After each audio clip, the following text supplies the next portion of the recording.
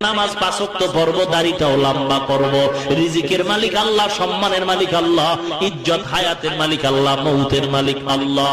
অতএব আমার টেনশন নাই, আমি যদি আল্লাহর হয়ে যাই আল্লাহ আমার সব ব্যবস্থা করে দিবেন।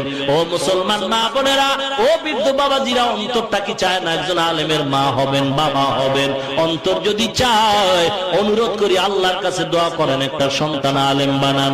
গত বছর নভেম্বর মাসের 6 তারিখ হজের থেকে আইসা সিলেটে বয়ান করলাম।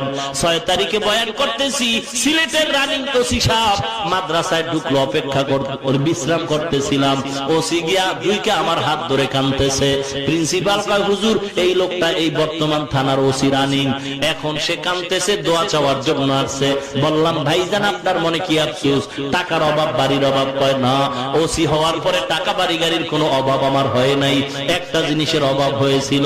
কয়েক মাস আগে আমার বাবা ইন্তেকাল করেছেন, আমি তো কিছুই জানি না, আমি তো আলেম হতে পারি নাই।